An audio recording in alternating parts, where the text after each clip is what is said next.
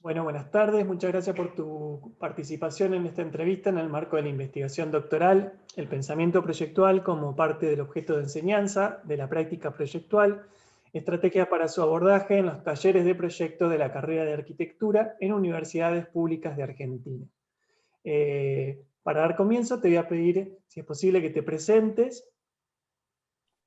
Sí, mi nombre es Juan Manuel Rois, soy profesor titular en la Universidad Nacional de Rosario en 3 asignaturas que se llaman Introducción a la Arquitectura, Análisis Proyectual 1 y Análisis Proyectual 2, que corresponden a los 3 primeros años de digamos, la enseñanza proyectual de arquitectura en un área que se llama Área de Teoría y Técnica del Proyecto Arquitectónico. Ese es como está organizado el programa académico de la Facultad de Rosario, de la FAPIT, Facultad de Arquitectura, Planeamiento y Diseño en Rosario.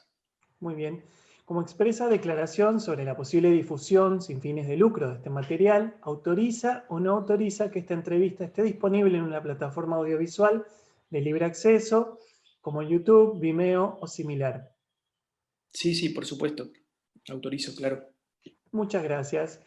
Para iniciar el primer bloque de preguntas y partiendo de los objetivos explicitados en los documentos de cátedra y aquellos documentos derivados del plan de estudio, y particularizando, bueno, en los años en los que estás trabajando, de primero a tercer año, ¿podrías puntualizar brevemente qué es lo que se propone enseñar en estas asignaturas, en el taller? Sí, claro. Bueno, hay el programa académico de la facultad es muy específico respecto de eso. Son asignaturas que nacieron en la reforma del plan de estudio del 85. Así que está organizado en estos 3 niveles: introducción, análisis y proyecto, un enfoque muy racionalista y en ese momento, bueno, muy básicamente del racionalismo italiano, ¿no? Entonces, a introducción a la arquitectura se le pide que introduzca las herramientas, las técnicas de representación del proyecto arquitectónico, y después ya este análisis proyectual se le pide ya algún compromiso proyectual. El segundo año, digamos, análisis proyectual 1 son cosas chicas, ¿no? Se organizaba de esa manera, ¿no? De lo chico a lo grande.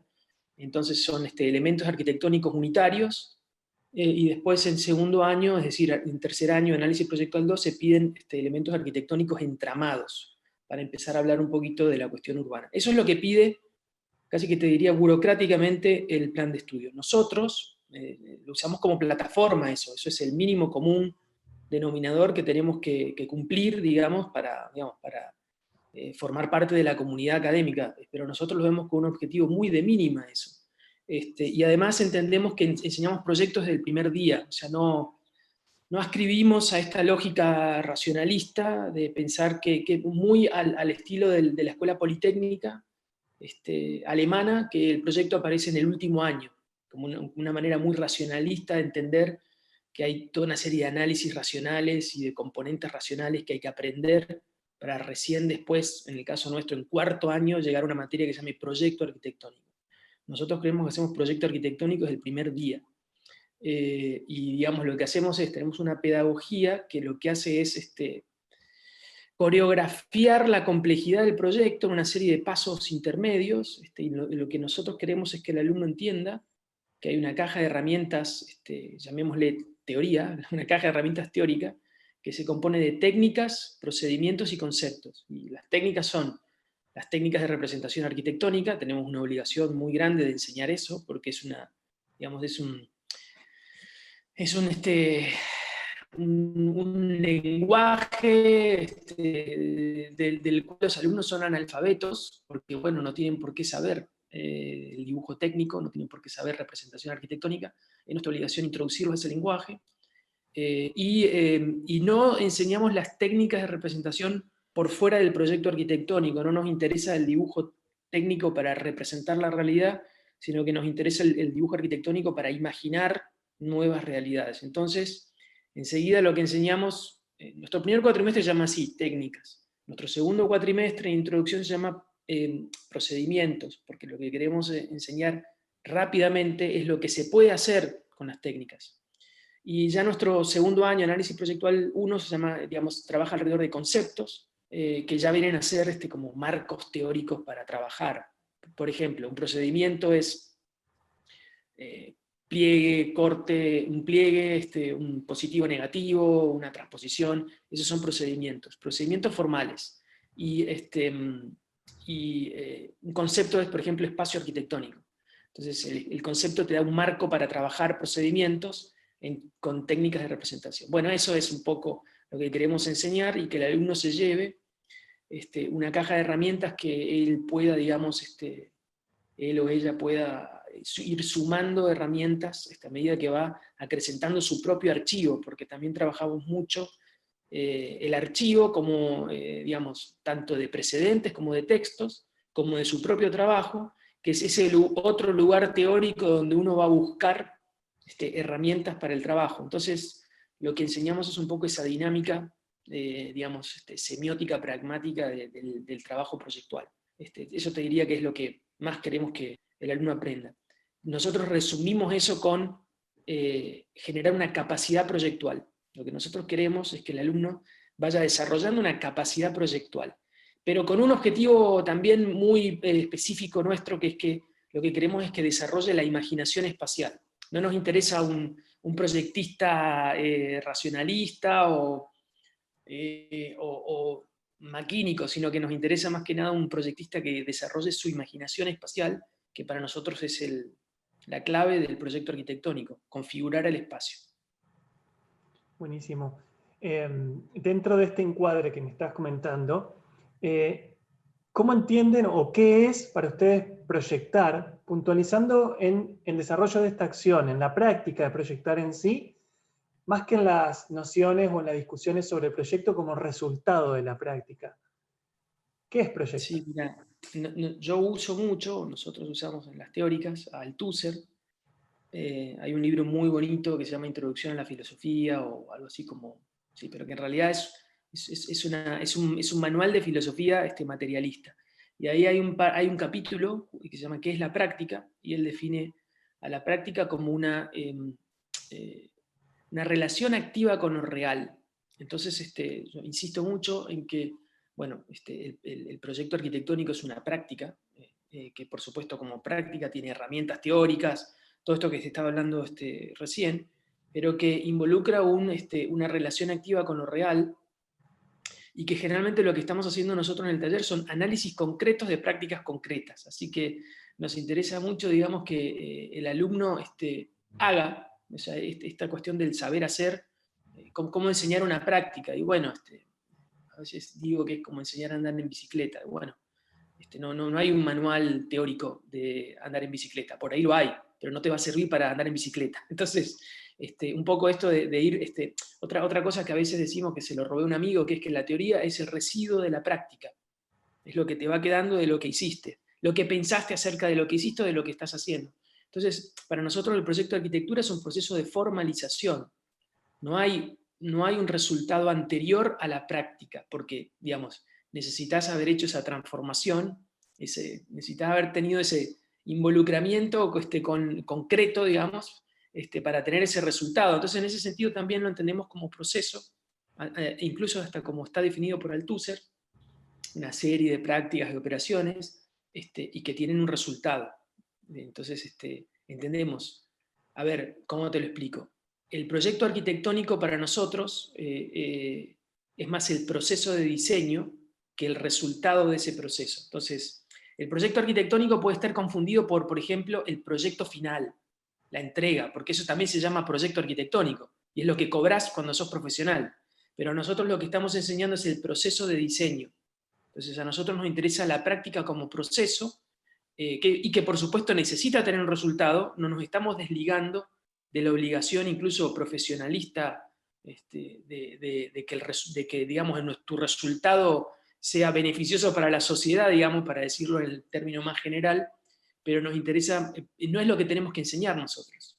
Nosotros tenemos que enseñar el proceso, y por eso lo entendemos como una práctica, el proyecto profundamente como una práctica. Y bueno, nos interesa pensar, bueno, cómo enseñar un saber hacer, cuáles son las estrategias pedagógicas para enseñar a hacer algo. dentro del proyecto arquitectónico. Fantástico.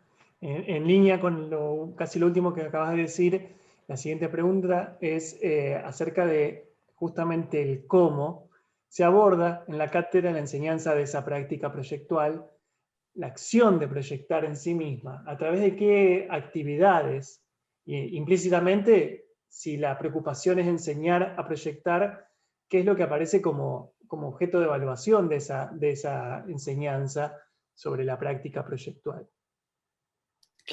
Claro, mira, a ver, es bastante complicado de responder, pero voy a tratar de ser como muy específico. Hace poco que estamos empezando a hablar de un concepto que es el producto intermedio de diseño, que es decir, bueno, para hablar, digamos, de este marco teórico, semiótico, pragmático que proponemos, la diferencia, digamos, entre un idealismo y un pragmatismo, o no sé, necesitamos evidencias, y las evidencias concretas del pensamiento proyectual son esos productos intermedios de diseño. Hablando mal y pronto, todo lo que hacemos cuando estamos proyectando, planta, corte, vista, esas iteraciones, reiteraciones. Entonces, frente a una, por ejemplo, me pasó hace 15 días una pregunta de una alumna que me dice, pero profe, ¿cómo hago esto? Y yo le digo, mira, no sé, hacelo, y cuando vos lo tengas, ahí yo voy a poder decir algo. Entonces, de alguna manera está eso, y tampoco estamos trabajando con la angustia de la página en blanco, digamos, no estamos esperando que el alumno responda de la nada, y nosotros como un juez independiente criticando lo mal hecho, sino que por el contrario, nosotros subdividimos un proceso complejo como el proyecto arquitectónico en una serie de pasos, porque también entendemos que tenemos una obligación pedagógica, metodológica. Entonces, hay una metodología de acercar herramientas que el alumno no conoce, damos consignas muy específicas, hay una resolución, nunca es automática la resolución, porque nunca damos todo, siempre falta algo, el alumno siempre tiene que completar con su impulso, con su motivación y con sus decisiones esa serie de consignas muy específicas. Por ejemplo, damos siempre, digamos, un procedimiento y una técnica, la mayor de las veces acoplado a un concepto. Entonces el alumno siempre tiene un mapa, digamos.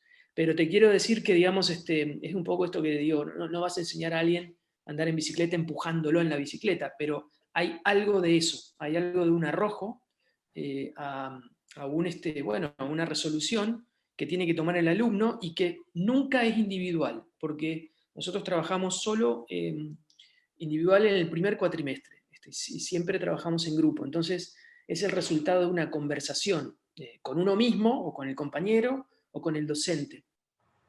Y entonces de lo que conversamos cuando tenemos la conversación en el tablero es, bueno, sobre las evidencias de las decisiones y las consecuencias. Por eso, de alguna manera, lo que te digo que es un concepto, es un marco teórico semiótico pragmático. ¿Semiótico en qué sentido? Que todos estos productos intermedios de diseño que se producen los tomamos como signos, signos de otra cosa que se está haciendo, que es el proyecto arquitectónico, pero a su vez pragmático porque de lo que hablamos son de las consecuencias de las decisiones, que es un poco todo lo que podemos imaginar cuando dibujamos un corte, porque lo que estamos pensando son las consecuencias de ese espacio arquitectónico si estuviera construido, digamos. Entra la luz, no entra la luz, por decirte cosas muy básicas, ¿no? Está bien orientado, no está bien orientado. ¿Cuáles son las consecuencias de esas decisiones que están plasmadas en estas evidencias físicas que el alumno tiene que hacer? Y de alguna manera nosotros reaccionamos, incluso también como partícipes del proceso de diseño. No entendemos al equipo docente como un juez, sino como un integrante del equipo de diseño que tiene la obligación tal vez de estar 2 pasos más adelante, estar un poquito más actualizado de las posibles consecuencias de las decisiones de los alumnos. Los alumnos no tienen por qué saber todo, o ni siquiera por qué saber lo que están haciendo. Y es nuestra obligación un poco imaginar esos escenarios y funcionar desde adentro. Así que te diría que, ¿cómo lo encaramos? Bueno, proyectando, pero tampoco desde un pensamiento de que la enseñanza de proyecto tiene que ser como un ensayo de la práctica profesional, y que los alumnos ya son unos arquitectos formados y nosotros somos unos jueces que criticamos lo que está mal hecho por los malos arquitectos. No creemos que nuestros alumnos sean malos arquitectos, sino que tenemos la obligación metodológica de organizar una pedagogía para ponernos a la par un poco, ¿no? Y siempre digamos, estar abiertos a entender que un proceso de proyecto es una indagación abierta y es una exploración y que está abierta a un montón de incertidumbres, y si bien es un paso un poco de una incertidumbre total a una certidumbre un poquito mayor, siempre dejar abierto, digamos, la puerta a la posibilidad. No prefiguramos un resultado. Y eso lo podemos hacer porque hay una metodología estricta. O sea, tenemos una metodología estricta, sabemos qué vamos a hacer en cada momento del cuatrimestre, pero no sabemos cuál va a ser el resultado de eso. Entonces hay como un balance entre rigor metodológico y apertura exploratoria. En este seguimiento, en este proceso que estás relatando de lo que sucede a lo largo del cursado, del proceso de enseñanza en sí mismo, ¿cuáles serían los objetivos o procedimientos que deben reconocerse en esa práctica de los estudiantes para definir que el estudiante está realizando una práctica proyectual y no una aproximación a la producción de un proyecto por otros caminos, digamos, que caracterizarían otro tipo de práctica? ¿Cuáles son los indicadores que se consideran al momento de la evaluación que podrían estar hablando de que el alumno empieza a aprender o a dominar esta práctica proyectual? Y vos decís que no sea otra cosa, ¿qué otra cosa sería? Vos me decís, ¿qué es lo que determina que es un proyecto arquitectónico? ¿Qué sería lo otro? La pregunta, perdón. Por ejemplo, que hay una producción quizás más por una mímesis, la copia, la prueba y el error, sin la reflexión crítica propia del proceso de Sí, presentación. mira, ahí te diría que ahí no coincido con la pregunta, pero te voy a explicar por qué no coincido con la pregunta. Particularmente a mí no me importa el lugar desde el que ataque el problema el alumno. Es más, usamos mucho no la copia, sino el trabajo con la referencia. Un poco lo que dijo Jim Jarmusch, no importa de dónde agarres las cosas, importa dónde las lleves. Así que, no, y aparte tampoco nosotros no tenemos la capacidad para estar adentro de la cabeza del alumno, para saber si en ese momento aprendió o no aprendió, si copió o no copió, si hay un poco de mímesis, si nuestra experimentación ya se convirtió en un experimentalismo y nos estamos copiando a nosotros mismos. Y además dejamos abierto al alumno que tenga todas las estrategias de supervivencia posibles. Si él decidió que, aparte eso es lo que yo te quiero decir, nosotros tenemos la obligación de enseñar, pero el que tiene que aprender es el alumno. Y si no quiere aprender, bueno, no aprende, es problema de él. Si él encuentra una forma, digamos, de copiar y de mimetizar una respuesta para hacer parecer como que aprendió, bueno, problema de él. Incluso así, en esa técnica de mímesis se aprende muchísimo, aunque él no quiera aprender. Así que entender el producto intermedio diseño como una evidencia ahora, contestando tu pregunta, digamos, de esas evidencias, a mí particularmente la que me parece más importante como evidencia para evaluar es el diagrama, porque el diagrama, cuando uno hace una maqueta, uno por ahí está evaluando qué tan bueno es cortando cartón una persona, y cortar cartón no tiene nada que ver con proyectar. O cuando uno califica un render, por ahí está calificando más el software que al alumno. En cambio, cuando uno, bueno, y un corte, bueno, lo mismo. Cuando uno evalúa un diagrama, el diagrama no es más que el registro de un pensamiento, y un pensamiento activo. Y entonces, por eso nosotros hacemos mucho hincapié en una herramienta que se llama Storyboard, que es una herramienta híbrida entre el storyboard del cine y la secuencia del cómic, que es que al alumno le pedimos que tenga un archivo, primero. Cada equipo de diseño tiene que tener un archivo donde se va guardando ese material. Cuando íbamos al taller, ese archivo a veces era físico y le pedíamos a los alumnos que trajeran las carpetas. Ahora, digamos, serán archivos digitales en algún lado.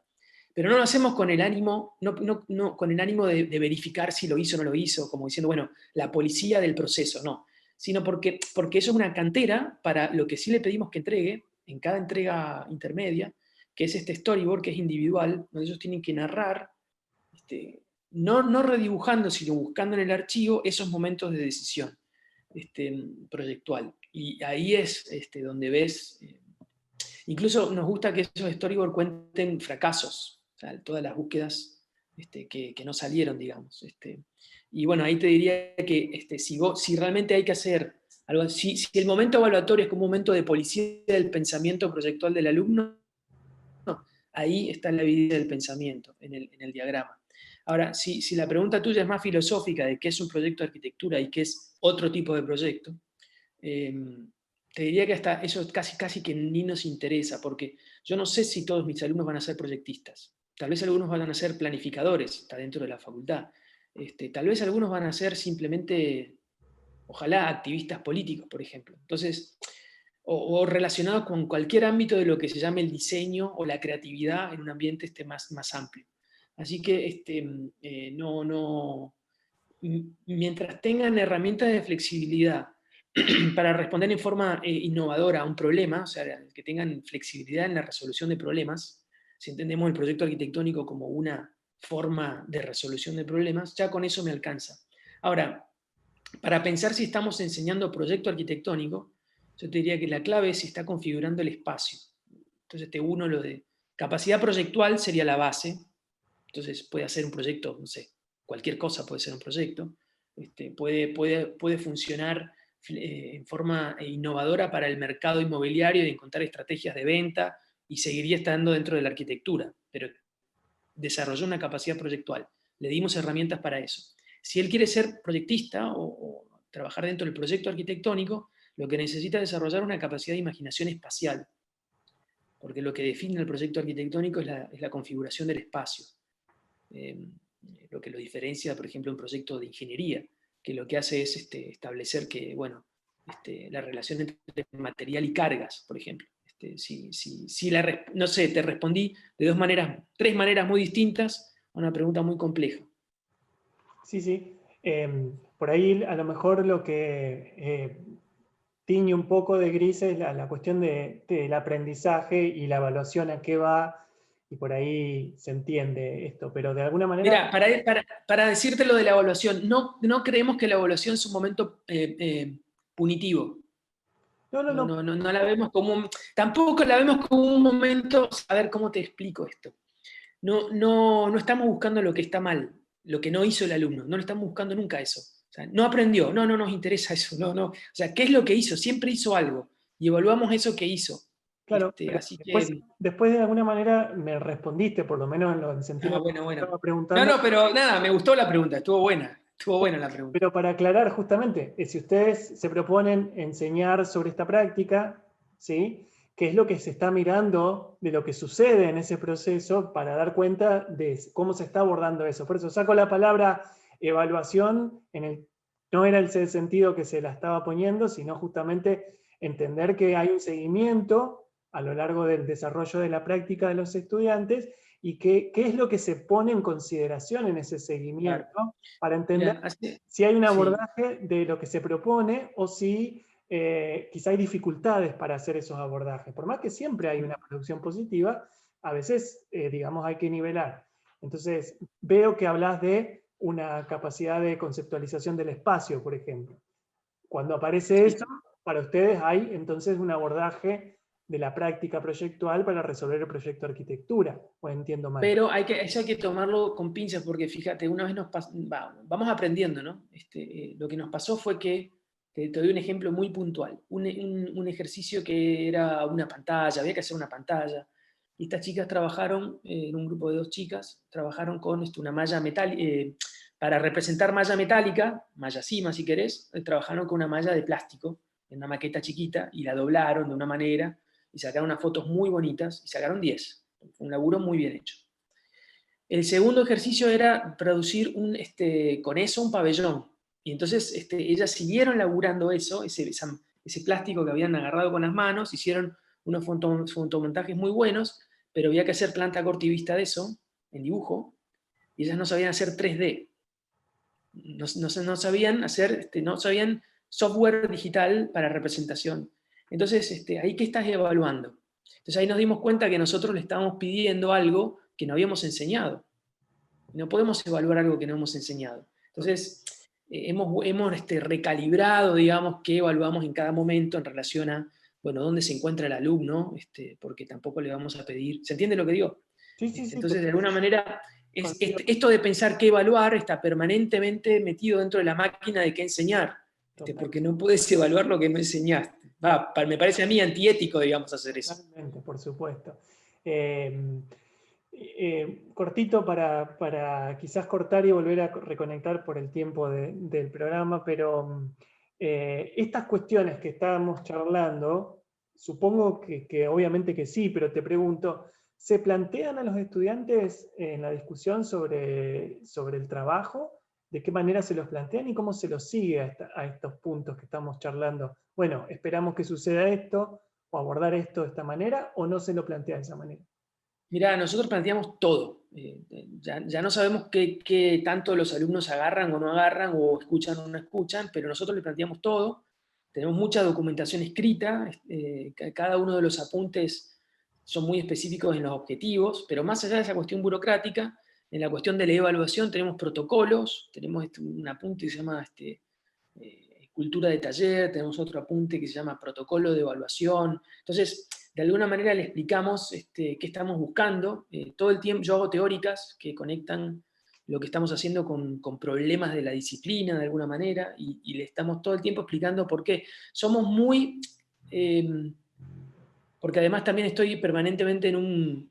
queda un montón de tiempo, 9 minutos. Estamos permanentemente en un proceso de formación de equipo docente, entonces que es una rotación constante porque trabajamos con un montón de colaboradores que están un tiempo y después se van, y entonces, bueno, es un trabajo de formación constante. Entonces te diría que somos incluso por demás autorreflexivos de nuestra metodología pedagógica, porque básicamente todo nuestro taller se sostiene con metodología pedagógica. Entonces es más que nada de lo que más se habla, te diría. Porque cuando hablamos de, por ejemplo, cuando insistimos en los procedimientos y los alumnos hacen otro procedimiento y le decimos, no, esto no es lo que hay que hacer, porque lo que estamos haciendo es esto. Entonces, incluso la forma en la que hay que organizar los dibujos en una lámina forma parte del procedimiento, porque lo que queremos es que entiendan la proyección Monch, en la lógica de coherencia de relación entre planta, corte y axonometría en este sentido, y de, por ejemplo, etapas de proceso en vertical, es lo que nosotros llamamos un plano de consistencia. Bueno, hasta acá llegué en este momento. Pero esto ya es otro momento, entonces acaba creciendo o transformándose. Entonces, explicarle el procedimiento, entonces ahí ya tenés que explicar la pedagogía, qué es lo que estás evaluando. Porque todo el tiempo le estás pidiendo eso, o sea, nos sostenemos en metodología. Aunque un alumno me dijo que no lo quiso decir de esa manera, me dijo Stalin, pero después se retractó. Pero quiero decir, necesitamos que todos estemos en el mismo lugar al mismo tiempo para poder ser un taller, para poder aprender de cada uno del otro, digamos. Si cada uno está en su mundo haciendo lo que quiere, nadie aprende. Entonces, un poco, somos esa organización, el taller es esa organización, así que la tenemos que hacer transparente todo el tiempo. Desgraciadamente no nos queda otra alternativa. Muy bien. Bien, ahora en el segundo bloque de preguntas voy a pasar a otra noción que trabajo en la investigación y te pregunto cómo lo entienden o qué entienden por esta noción de pensamiento proyectual que mencionaste al principio.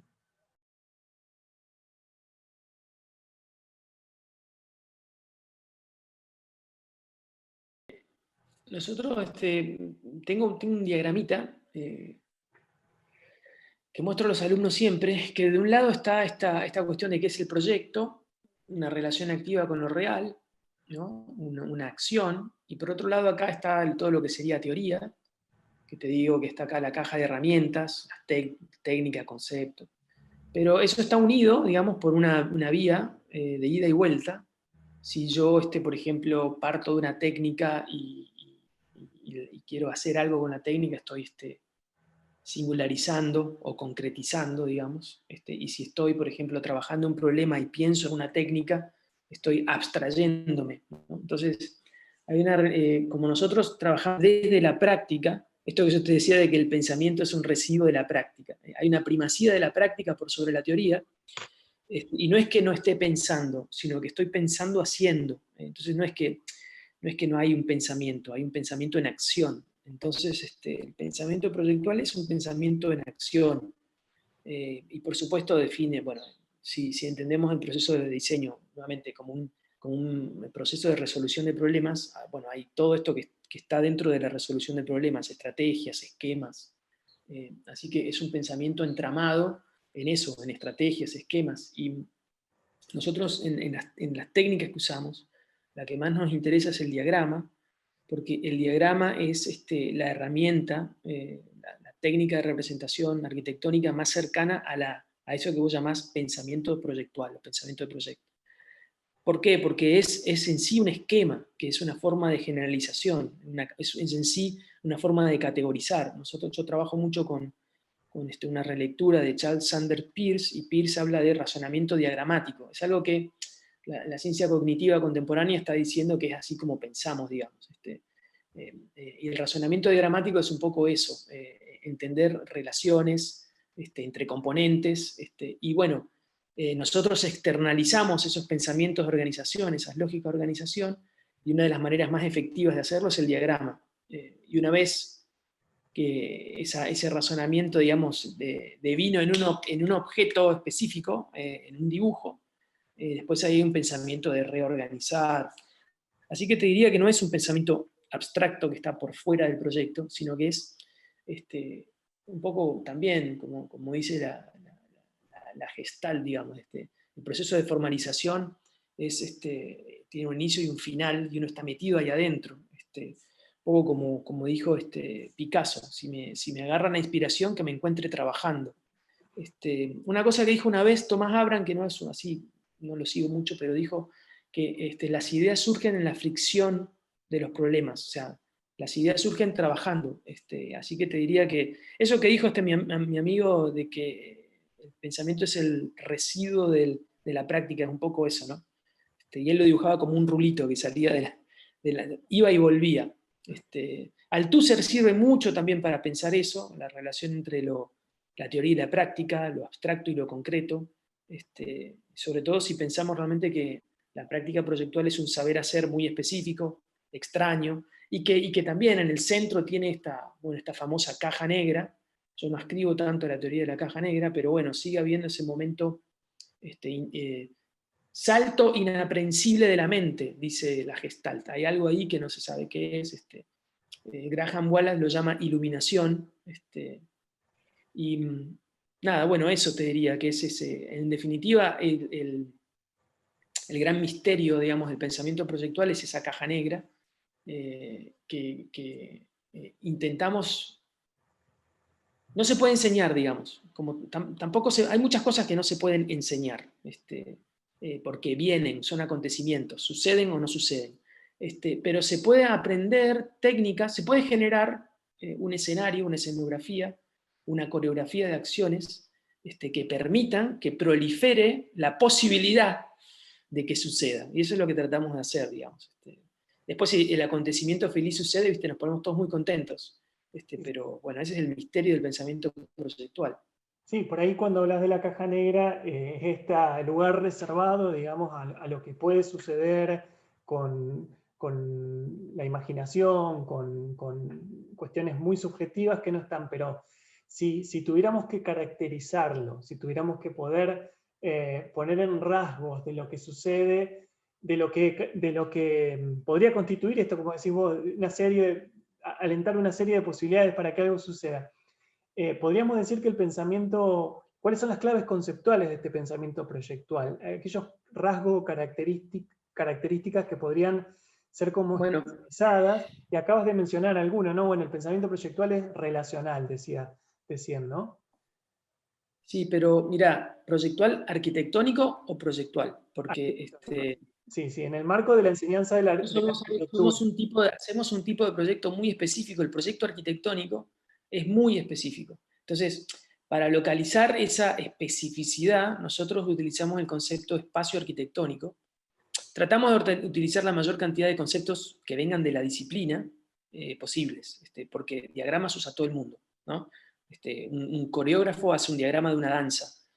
Entonces, nuestra interpretación de esos diagramas, el diagrama arquitectónico es el único que utiliza todos los componentes de la gráfica en forma simultánea. Entonces, explica movimiento, espacio, organización, y tiene una relación con los materiales, o con lo concreto, o con las cosas sí concretas, porque el viento también es concreto. Entonces, para localizar esa especificidad de lo arquitectónico, yo creo que hay que utilizar conceptos, y el espacio arquitectónico, esa es otra cosa. Una cosa es decir espacio, y otra cosa es decir espacio arquitectónico, son dos mundos totalmente distintos.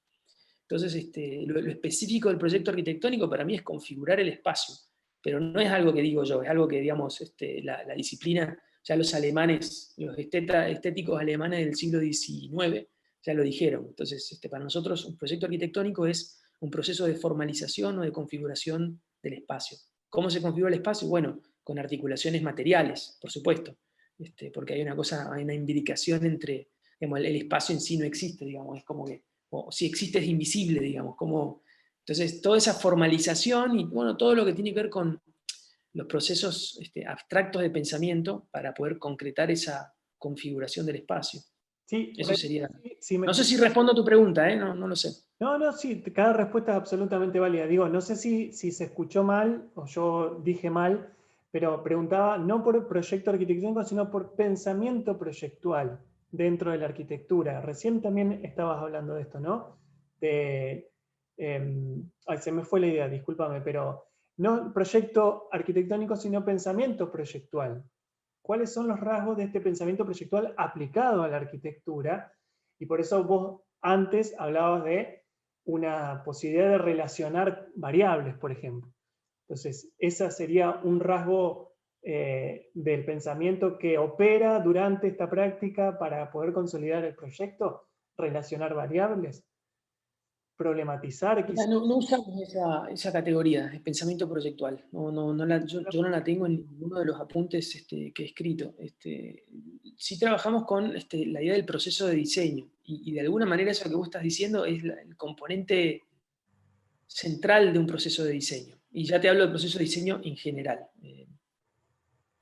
Y tal vez lo más cercano a lo que vos estás diciendo es esto que yo hablo de proceso de formalización. Hay un impulso, por supuesto que hay un impulso a solucionar un problema, a crear un nuevo artefacto. Y ese impulso, bueno, y por eso es una resolución de problemas. Hay un obstáculo, que es que, bueno, todavía no está. Y es que hay que crear. Y es un proceso creativo. Entonces, no. Esto de formalización también, hay un filósofo italiano de los 50, ahora no me acuerdo cómo se llama el nombre. Bueno, habla de formatividad. Paireson, tiene un apellido raro para ser italiano, Luigi Paireson o algo así. Entonces, formatividad. Entonces, esta idea de que la cosa va surgiendo mientras las vas haciendo. Hay un ida y vuelta muy íntimo entre pensamiento y acción. Por eso nuestro marco teórico es pragmático, en el sentido de que no somos idealistas. Es decir, pensamiento proyectual sería una categoría muy idealista para mí, como algo que está por fuera. ¿Qué es el pensamiento proyectual? Y bueno, tenés que estar inmerso en el proyecto, y todos los pensamientos que tengas mientras estés inmerso en el proyecto serán pensamientos proyectuales. Todos esos pensamientos que conducen a una acción de formalización serán pensamientos proyectuales. Eso incluye la visualización, la externalización en productos intermedios de diseño concretos, que no va a ser el proyecto, sino que voy a poner en conjunción, porque el objeto epistemológico, o sea, lo que yo estoy diseñando todavía no está. Eso es lo otro que tienen las técnicas de representación arquitectónicas. Como dijo Robin Evans, preceden al edificio. O a lo que esté haciendo, digamos. Entonces, son formas de encontrar, y el concepto de formatividad está bueno porque no hay otra cosa más que eso. Por eso me interesa mucho el pragmatismo, porque a la máxima pragmática de Peirce es: todo lo que podemos imaginar son las consecuencias de aquello que podemos imaginar. Más allá no se puede llegar. Peirce diría no existe. Entonces, no es que el pragmatismo, digamos, no encuentro ningún cajón en donde poner el pensamiento proyectual como categoría, sino es un proyecto entramado en un proceso proyectual. Esa sería mi forma de entender el concepto que me estás proponiendo. Hace un rato hablabas de enseñar a pensar proyectualmente y ya contestaste esta pregunta, pero creo que considerás que estás enseñando a pensar proyectualmente. Esto que decías de poder aproximar una serie de posibilidades, que todo esto sería, y lo que estás reforzando ahora, ustedes en la práctica del taller, de las asignaturas, están asumiendo que es posible incentivar, si por así decirlo, a entrar en este proceso reflexivo del Te proyecto. diría, es una capacidad que puede desarrollarse. Totalmente. Todas las capacidades pueden desarrollarse. La creatividad es una capacidad. Perfecto. Perfecto. Bueno, y entrando a la último segmentito, es algunas reflexiones sobre esto que hacen, reflexiones o revisiones, depende del caso de cómo lo estén desarrollando, que hacen durante entonces esta enseñanza que aborda estas cuestiones que estamos charlando en este momento. Y te pregunto por los cómo. ¿Cómo se llevan adelante? ¿Qué acciones se implementan para que sucedan cosas como, por ejemplo, cómo se aborda la problematización que organiza la práctica proyectual? Sí, te tendría que contar cómo estamos organizados, porque eso es todo lo que digamos, eso es exactamente lo que hacemos. O sea, todo el tiempo, eso que lo último que acabas de decir es lo que hacemos, porque lo que tenemos que enseñar es sacar ese misterio de lo intuitivo y mostrar mecanismos interiores al proceso de diseño, pero además es como que como los entrenadores de tenis, ¿viste? No te hacen jugar un partido de tenis, Claro, te enseñan cosas, ¿no? Después vos en el partido de tenis lo organizarás como puedas, eso que te enseñaron, la estrategia de ganarle al rival, ¿viste? Ya no te la puede enseñar tanto el tipo, porque vos ya estás metido adentro. Entonces, y hay una cosa que dijo una vez un director de la escuela donde yo estuve, que dijo, es como que tenemos que hacer el truco de magia, pero al mismo tiempo tenemos que enseñar el truco. Es un trabajo imposible, porque vos querés que suceda la magia, pero a su vez tenés que demostrar cómo sucede la magia. Él usó una metáfora de teatro mucho más linda, a mí me sale mal. Pero, por ejemplo, para responderte el cómo, nosotros usamos mucho el mayor procedimiento que queremos enseñar. Así, si la técnica que más queremos enseñar es el diagrama, porque nos parece que está al centro de la posibilidad del pensamiento proyectual, el procedimiento que más queremos enseñar es la transposición, que sería, digamos, un rango superior a la transformación. La transformación es, no sé, estás dibujando una planta y cambias los elementos de la planta, pero no agregaste nada. La transposición es cuando, por ejemplo, pasás información de planta a corte, porque cambiaste el contexto de la información. O de una planta haces una maqueta. Entonces ahí puedes preguntar qué es el proyecto, porque ¿dónde está el proyecto? ¿Qué es lo que pasó de una planta a una maqueta?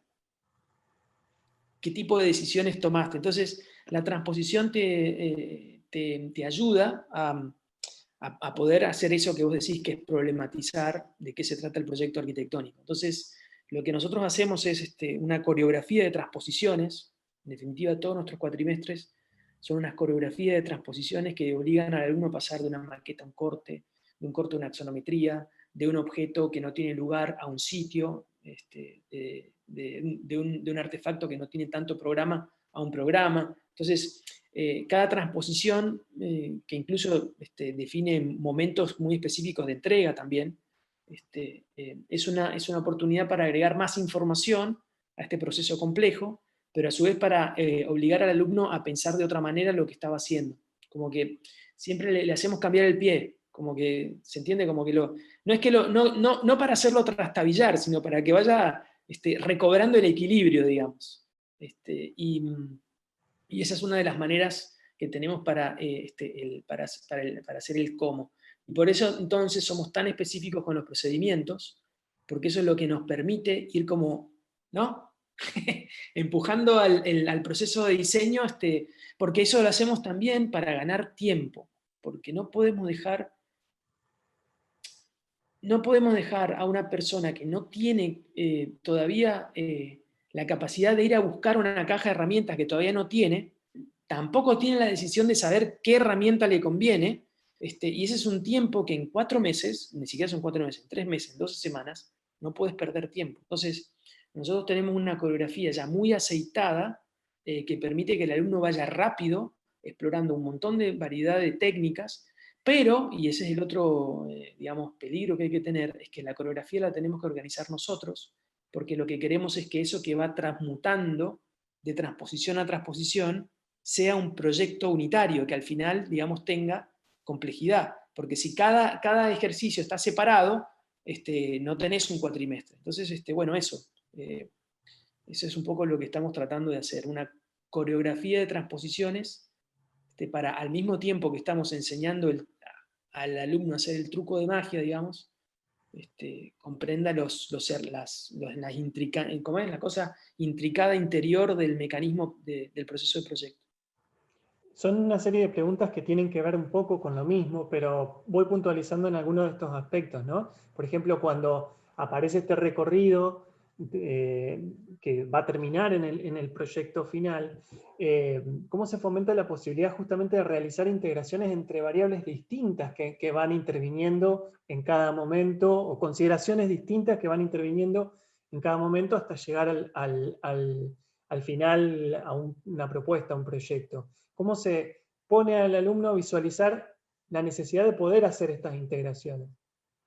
Un concepto que usamos siempre, que es también un ejercicio específico que hacemos, que llamamos palimpsesto. Viste que palimpsesto era cuando vos escribías el texto, pero abajo del papiro quedaba todavía el registro anterior. Entonces, de alguna manera, eso es para decir que en cada transposición hay una transformación, digamos, hay mucho de lo, incluso hablamos de porcentajes, o sea, una transposición muy brutal agrega un 30%, pero te queda un 70% de lo anterior. Incluso si haces una operación de inversión, donde todo lo positivo es negativo acá, seguís teniendo lo mismo que tenías antes. Entonces, eso de que el proceso es una sedimentación o acumulación de decisiones que van transformando este artefacto, ese es el concepto de formatividad.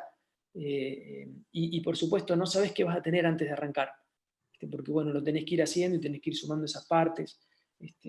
A veces explicaba un poco esto de las genealogías en música, entonces todo, digamos, cómo las distintas vertientes o influencias, y que incluso un cover, digamos, un cover es un buen ejemplo de un palimpsesto, digamos, porque está la canción pero es otra cosa, qué sé yo, otro productor que cambió. Entonces esa cosa de sedimentación.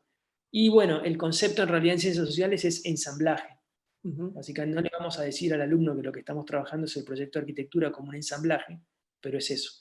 Entonces el trabajo en definitiva de un proyectista, entendido así, es casi como un curador de influencias, o un productor de hip hop, digamos. ¿Cuántos sampler y cómo ponerlos, digamos? Esa complejidad formal nos interesa que manejen. Bien. Algo también ya mencionaste respecto al proceso, cómo se favorece el desarrollo procesual y progresivo. Creo que estabas hablando de esta cuestión de una metodología muy regulada que marca tiempo para poder orientar en cierta dinámica de producción. Sería esto, digamos, poder Sí. orientar Y lo tratamos de hacer en una forma no lineal. Entonces por ahí hacemos saltos de escala brutales. De 1 en 500 son en 50. Ajá. ¿Por qué? Porque desarrolla de fachada. Y después vuelven a un sector 1 en 100. Digamos, para forzar lo que se llama feedback loops, o esas iteraciones circulares, y también para forzar el salto de escala, porque entendemos que no es un proceso lineal, el proceso de diseño no es lineal. O sea, nosotros no tenemos una metodología racionalista, digamos, sino que por supuesto, es una coreografía, ¿viste? No es realmente, no es un verdadero salto de escala buscado por el alumno, es forzado por la pedagogía, pero para enseñarle lo que puede ganar si hace un salto de escala en un momento, ¿no? Bueno, esas estrategias oblicuas de Brian Eno, digamos, dalo vuelta. De alguna manera eso, un salto de escala es eso, un quiebre en la lógica lineal de desarrollo. No creemos que cambiar de escala sea desarrollar el proyecto, para nada. Es más, para desarrollar el proyecto por ahí tenés que ir para atrás, tenés que volver a 1 en 500. Eso nos gustaría que eso el alumno lo entienda claramente.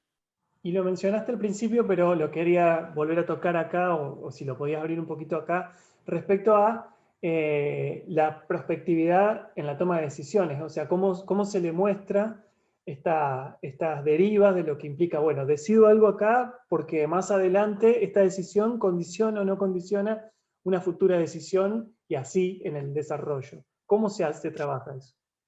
Y, viste, eso es lo más difícil, porque también tenés que tratar de contener la ansiedad del alumno, de querer diseñar todo, resolver todo. Incluso eso eso es un trabajo de formación de equipo docente, porque generalmente el que quiere tener todo resuelto es el docente, que corrige un baño la segunda semana. Entonces, saber bien digamos, no puedes corregir detalles en la primera semana, como tampoco puedes corregir esquema o diagrama en la última semana.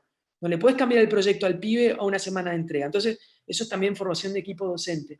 Y encontramos la manera de calmar la ansiedad del alumno, trabajando, por ejemplo, con cosas uno en uno. Básicamente que la maqueta que esté trabajando no sea representación de otra cosa, sino que sea eso. Eso que tiene ahí es lo único que hay, porque estamos hablando solo de esa maqueta. Y después la transforma en otra cosa, pero tampoco sabe qué va a hacer. Es muy importante que el alumno no sepa qué va a hacer la semana que viene. Que tenga una idea de lo que va a pasar, pero que no sepa. Porque si no se va a querer adelantar y va a querer hacerlo de la semana que viene. Entonces, bueno, eso es un poco. En la coreografía nosotros manejamos el suspenso, digamos. Pero tampoco queremos que haya demasiada ansiedad, digamos. Entonces, por ejemplo, en los alumnos más avanzados, tercer año ya para nosotros son alumnos avanzados, ya han hecho proyectos, ya saben a dónde va la cosa. Entonces, por supuesto, ellos enseguida ya tienen el modelo, ya están orbitando en el modelo como locos, y entonces le pedimos 5 imágenes, o 3. Una desde el espacio exterior, en este caso es un complejo de viviendas, una desde el espacio exterior, otra del espacio común, porque trabajamos mucho con el espacio común, y otra de un espacio exterior privado. Y esas son imágenes, fotografías que ella toma del modelo digital y que quedan, y que las entrega en un momento muy abstracto, ahora, digamos, esta semana, en el primer mes de trabajo, digamos. Y esa misma imagen no la va a cambiar, digamos, va a acompañar el proceso de diseño y va a ir agregando elementos. Por ejemplo, si trabajó texturas exteriores, si cambió la masa. Entonces, la visualización del modelo como un proceso y no como un resultado final, te permite, digamos, bueno, digamos, si el tipo quiere ir a desarrollar todo porque está ansioso, bueno, desarrollalo.